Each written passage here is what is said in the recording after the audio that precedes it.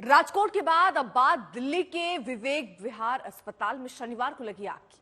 Vivek Vihar child care अस्पताल के बालिग के साथ आग लगने के वक्त ड्यूटी पर तैनात डॉक्टरों को गिरफ्तार किया गया है। शुरुआती जांच में गंभीर लापरवाही सामने आई है। अस्पताल की एनओसी 31 मार्च को ही खत्म हो गई थी। 5 बेड के अस्पताल में 12 बच्चे भर्ती थे। अस्पताल में 32 ऑक्सीजन सिलेंडर पाए गए, जो 5 बेड के अस्पताल के मुताबिक बहुत ज्यादा है। अस्पताल में आग के बचाव के पर्याप्त उपाय तक नहीं थे। अस्पताल में फायर एग्जिट नहीं था।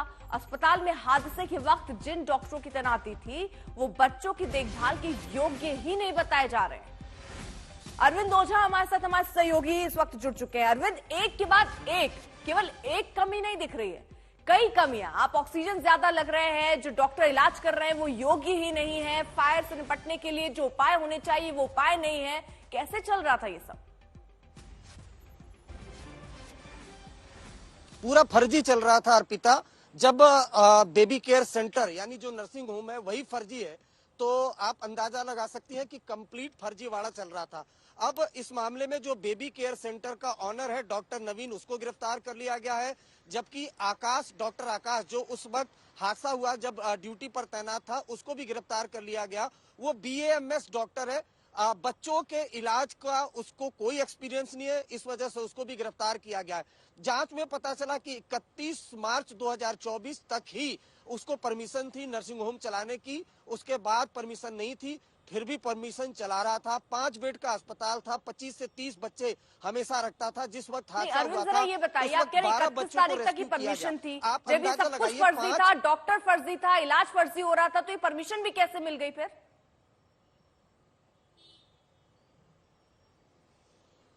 परमिशन मिली थी 31 मार्च 2024 तक। उसके बाद हेल्थ डिपार्टमेंट से इंस्पेक्शन करा के, जब इंस्पेक्शन होता है, क्लियरेंस मिलता है, तब वो परमिशन फिर आगे बढ़ती है। अब इस मामले में हेल्थ डिपार्टमेंट कहाँ था, फायर डिपार्टमेंट कहाँ था, लोकल पुलिस कहाँ था, ये सब की जवाबदेही तो बिल्कुल बनती है। हालांकि इस पर राजनीति अलग चल रही है। मैं आपको एक बहुत इंपॉर्टेंट चीज बताना चाहूंगा, जिस वजह से ये हादसा बहुत बड़ा हो गया। 5 बेड का अस्पताल, जैसे कि मैं बता रहा था, 5 बेड के अस्पताल की परमिशन है। हादसा जब हुआ, 12 बच्चों को रेस्क्यू किया गया। 5 बच्चों के बेड के लिए ज्यादा से ज्यादा कितने ऑक्सीजन सिलेंडर की आवश्यकता होगी?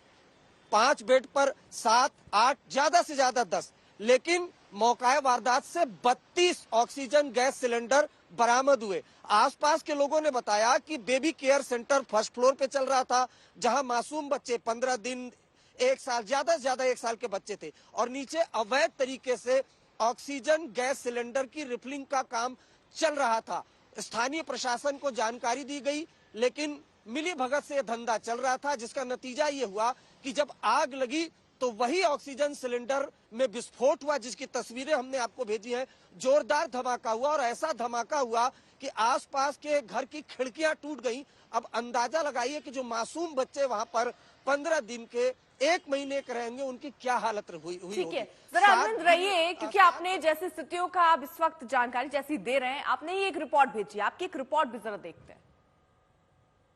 दिल्ली के विवेक विहार के इसी बेबी केयर सेंटर में आग लगने से 7 मासूम बच्चों की मौत हो गई।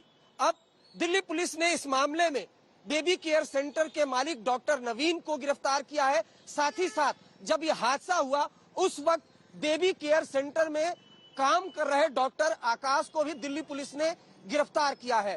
पूछताछ में चौंकाने वाला खुलासा हुआ है। खुलासा ये कि इस बेबी केयर सेंटर का लाइसेंस 31 मार्च को ही खत्म हो गया था, यानी फर्जी तरीके से ये बेबी केयर सेंटर चलाया जा रहा था। फायर की एनओसी भी इस बेबी केयर सेंटर के पास नहीं थी।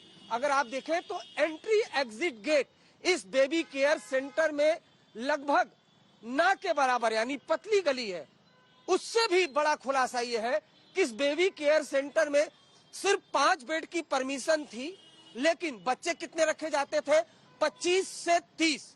जिस वक्त ये हादसा हुआ, उस दौरान भी इसी बेबी केयर सेंटर से 12 बच्चों को रेस्क्यू किया गया। अब 5 बेड के लिए कितने ऑक्सीजन सिलेंडर की आवश्यकता होगी?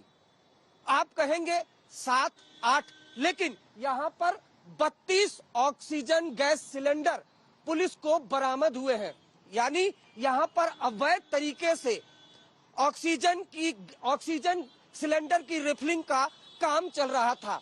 एक के बाद इतनी बड़ी लापरवाही, एक तो फर्जी तरीके से बेबी केयर सेंटर का चलाना, ऊपर से इसी बेबी केयर सेंटर के नीचे अवैध तरीके से ऑक्सीजन सिलेंडर की रिफिलिंग करवाना। क्या ये महज दुर्घटना है? क्या आरोपियों के खिलाफ हत्या का मामला नहीं चलाया जाना चाहिए? कैमरामैन कुंज बिहारी के साथ अरविंद ओझा, दिल्ली, आज तक। अरविंद, अभी कार्रवाई के नाम पर क्या क्या हो रहा है?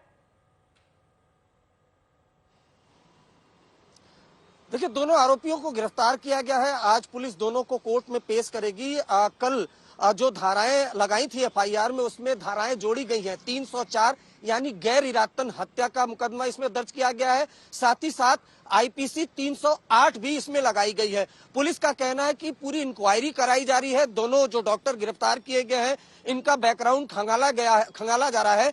जो डॉक्टर नवीन है, जो ये बेबी केयर सेंटर है, इसके खिलाफ पहले भी 2021 में मामला दर्ज हुआ था। तो पूरा बैकग्राउंड तलाशा जा रहा है और उसके बाद जो दिल्ली पुलिस है वो कंसर्न अथॉरिटी को लेटर भी लिखेगी कि इन दोनों डॉक्टरों का जो लाइसेंस है वो भी कैंसिल किया जाए। अर्पिता, ठीक है अरविंद, आप नजर बनाए रखिए, आगे भी आपसे अपडेट लेंगे। तो 5 बेड का अस्पताल, 12 बच्चे वहां पर भर्ती थे। जो डॉक्टर पकड़े गए वो भी बच्चों के केयर के लिए योग्य नहीं था। ऐसे कई फर्जीवाड़ा वहां पर चल रहा था, लेकिन सवाल यही कि किसकी वजह से इन बच्चों की मौत हुई।